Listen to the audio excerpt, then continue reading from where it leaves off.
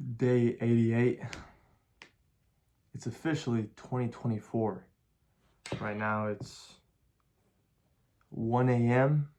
on a Sunday night. So it's crazy. Time is flying, guys. Time is flying. It's crazy. Look, let me just start off with this. If you're new to this, guys, this is basically the journey of 0 to 1 billion. It's just me documenting myself, building my business. And the business model is leverage buyouts, just buying businesses using leverage, which is debt. It's a very well-known business model, been around for a long time, but that's what we're doing.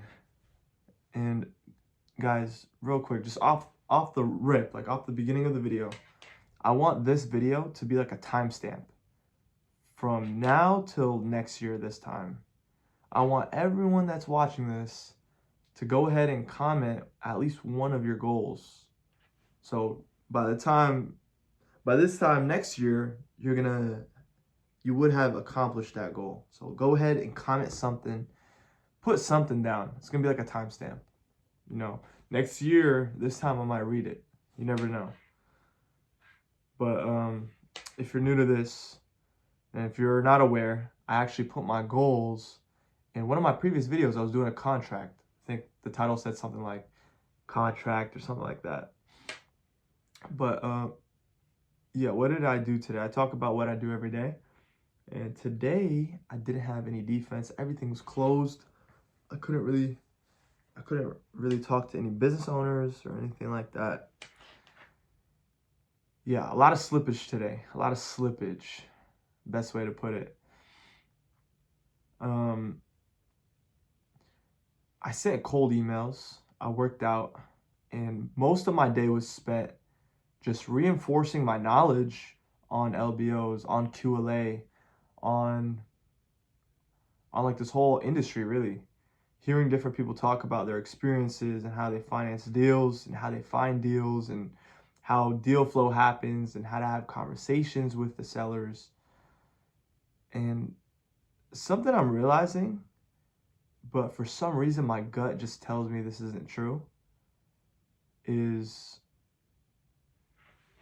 how you should be when you approach a seller, or how you should be in this game. You could either take the approach of trying to get along with everyone and trying to be nice and likable, or you could be the ruthless motherfucker. You could be ruthless and just get stuff done. You know what I mean? And most of the people, from what I've seen, in all like the case studies I've seen of people talking, and almost everyone's opinion is almost always the same. They always say you have to have emotional intelligence. You have to be likable, blah, blah, blah. You have to, because it works better long term, you know? Although both of them might work, one works better long term. I can see why that's true.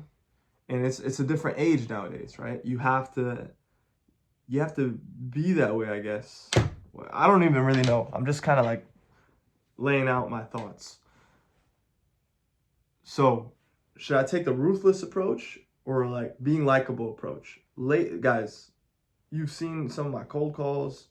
I take the more ruthless approach. Like, don't waste my time. If you say no, adios. Slam, bam, thank you, ma'am. Like, really, really just ruthless. I don't care if you like me. I don't care about your opinion about me. Listen, you're either trying to do this or you're not. And frankly, from all the sales experience I've had, anytime I'm able to close a deal, guys, it's usually easy. It's not as hard as it might seem. The hard part is playing the numbers game. And that's when you're like, And then when you get there, it's actually a lot easier than you expect with any kind of sales. Employee staffing, car industry, telecommunications, real estate. Like I used to sell knives. Like all of them are like that. When someone's actually trying to buy, they're just trying to buy. Like you could gauge it and you could tell pretty easily that this dude is actually serious about buying. Even if he might like haggle you a little bit, you could tell. You could just tell. You could tell really fast, right? The hard part is really the numbers game. Like the other day I was doing cold calls for defense for my job.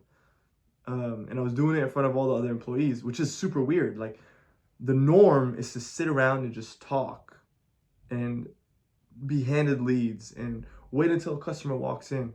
But me, like, I want to hunt for my deal. If I'm not doing anything, I'm not gonna sit here and just talk. Dude, I don't care. I don't care if you like me. I'm not here to make friends. I'm here to make money. Where's my money? So yeah, I'm making these calls in front of my coworkers, and I'm taking that approach, right? Slam bam, thank you, man. I'm calling up people who are within the construction game, like real estate agents, blah blah blah, because I'm in the construction field, right? I'm not actually doing construction myself. I'm in the sales side of it.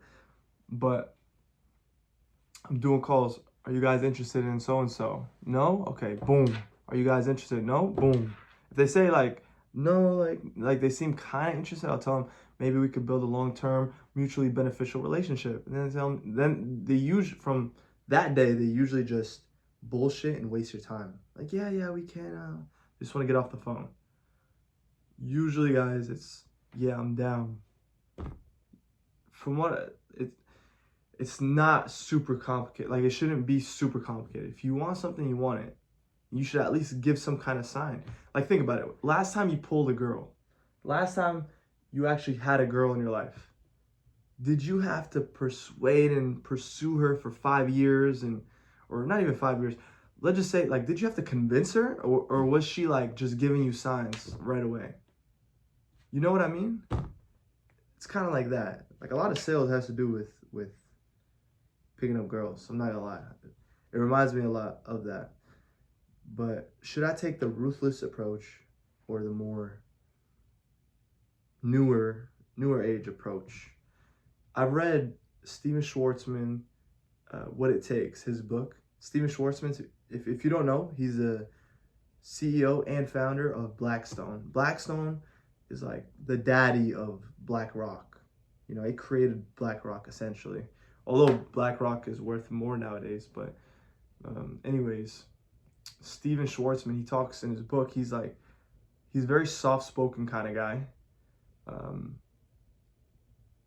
And it sounds in his book, and I don't know if this is fully true, but it sounds like he's not super ruthless kind of guy. Like he's like very reasonable. Like he would say like when I'm hiring employees, they shouldn't feel nervous when I'm interviewing them because I'm the easy guy. Like he would describe himself as the easy guy to deal with. And he created Blackstone. You know what I mean? Like KKR, Henry Kravis, he's the guy who created KKR. It's kind of like Blackstone. He's also the same. Like he's very, you'd say, emotionally intelligent. I've heard this from people I know in person who told me this, who are extremely wealthy. They're like, yeah, I try to leave the room and make sure everyone likes me. You know, and most of the people from my research, that's how they want to do it. But when you study people like Dan Pena, certified, he sold his shares in his company for $450 million. Like he's an extremely wealthy guy, certified. He talks about being ruthless. He talks about all the old age guys being super ruthless. Andrew Carnegie, Vanderbilt, John D. Rockefeller, Ford, what's his name? Henry Ford. And then he brings it even to the new age people like Elon Musk he's ruthless. Steve Jobs is pretty ruthless, right? Dan Pena is ruthless, but which way works better? Guys, I'm looking for the way that works better. And the way I could get a score, it's not to say I'm gonna be a complete dictator, right?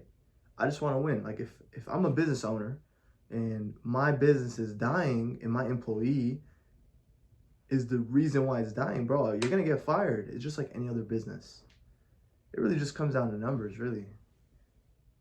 But you know, treat people fairly as long as you do the job right. You know, that's the way I think about it. But when it comes to buying a business, when it comes to certain things, you gotta understand how to be ruthless. So I'm at a crossroads. I don't know. maybe I should take the different approach, try it out, and then kind of like mix and match, see what works for me. I'll probably figure it out along the way. But something I want to talk about today is the idea of a prospect and a suspect. So a suspect is someone who's just, I'm literally regurgitating what Dan Pena is saying, right? But I'm getting to my point. A suspect is someone who's willing to take your phone calls. But a prospect is actually someone who is not only willing to take your phone calls, but is willing to sell their business to you, right? So I have a pipeline right now, like 20 plus interested sellers. And I'm just remembering, right? I'll get to the next point. But from my pipeline, how many of them are prospects and how many are suspects, right? Like I'm dealing with this one seller and I was super just like ruthless with him. Not in like a, like taking advantage of him kind of way. It just like, listen, I'm standing my ground kind of way, right? This is a person who's interested in selling. They're getting older. They have a really solid business that makes millions a year. Within our industry, within like kind of like the location I'm near, right? Everything kind of aligns. He's interested in selling. He likes the multiple, I told him. But when it came time for him to actually engage in a selling activity, I realized he was just a suspect. Like his requests were unreasonable. Listen, he's not supposed to be making requests. It's supposed to be me. I'm the one buying your business. I have to understand your business, right? I understand you have to find out who I am as well, right? 100% understandable. But there is a process for buying a business. It should be like this, and that. It should look something like this, right? But no, you want this. You want to be unreasonable. No, it's not going to work. Should I go into detail? Yeah, so basically this seller, and I didn't waste too much time engaging with this guy, right? I'm glad I didn't. I heard of stories about people who spend months talking with someone and wasting their own time. Crazy, right? But this guy, he was interested on the phone. I sent him an NDA, non-disclosure agreement, which basically says like if I see any of your tax returns, your P&L balance sheets and contracts, if I see basic understandings of your business, I'm not allowed to take that information and show it to other people, show it to people on YouTube. I'm not allowed to use it against you and like make my own business or whatever. I'm not allowed to do that. It's the NDA. It states it in like a contract form. So I sign it, I send it to him. It's not even for me, it's for him, right? He doesn't even ask for it. I just automatically do it. Like, here's a signed NDA. You could sign it and keep it if you want, right? I'm looking to see your financials so that way we could engage in a selling activity. We could take the next step, right? And he was down, like, yeah, let's do the NDA. I'll talk to my CPA, get the information, right? He's cool with everything. Everything's cool. I told him, like, after I see your numbers, we'll do the LOI. And we're having a good conversation, nothing crazy. And then this dude talks to his lawyers, and his lawyers are like, maybe I shouldn't share all these details, man. But his lawyers were like, nah, dude, like, this isn't gonna work. You can't just do it off an NDA. You need to get an LOI straight up off the bat. LOI is letter of intent, which is like, it's a non-binding contract agreement, but it states a lot of things about the business and a lot of details that I wouldn't know anything about because I don't know who this guy is. I don't know about his business, really. I don't know that much about it. And I can't create it if I don't know anything about you. I don't know what I'm buying. That doesn't even make sense.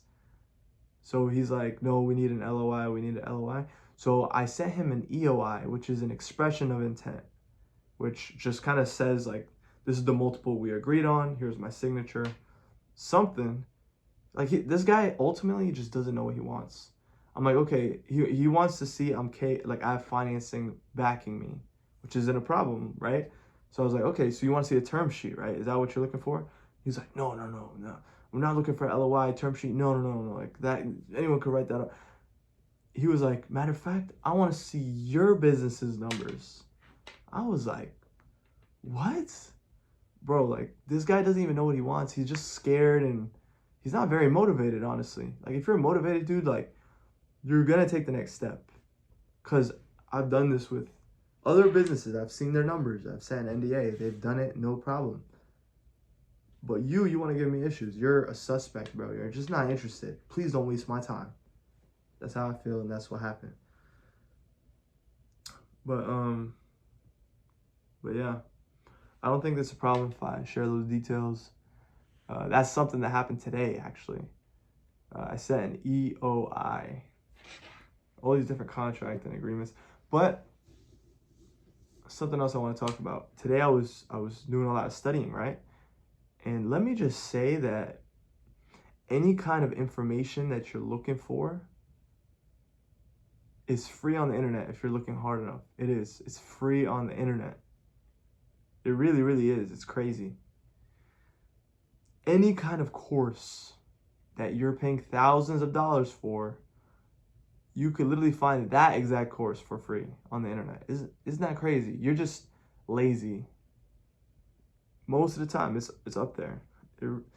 From all the courses I've seen, they're 95% of the time, not even 95. Anytime I've ever checked for a course that I wanted, you could find it on the internet for free. Isn't that crazy? You could learn anything you want for free on the internet. That's why courses are kind of like scams in a way. Because when you see a $25,000 course being sold for $25K, and then you see it over here for free, it's like, damn, like this guy's just a scammer. You know what I mean? Like, scamming isn't just like scamming, it's just not an equal value proposition. You know what I mean? Like, at some point when you upsell the item so much, you're like doing this person unfairly. You're like scamming them. You know what I mean? So like, courses is just like a bad concept. These people selling it for thousands of dollars, and it's literally free. It's crazy. That's why I don't think I would ever sell a course, or at least I'm saying that now. You know, I would never want to sell a course. I don't see how it's truly valuable if it's free. You know what I mean? It's just videos. It's just videos. I think Andrew Tate's model with the courses is absolutely genius. He's so genius. Because he took a whole different approach. He did the $50 a month approach. And let's say I see it over here, $50, and over here it's free, right? And let's just say, like, he does it $50 a month, right? So if I pay $50 for 1 month and I get all the information, next month I'm not gonna pay him, right? No, but his course is more than just $50 for information. He created like a community. He created like professors and people learning from a professor. And the only way to keep learning from the professor is if you pay every month.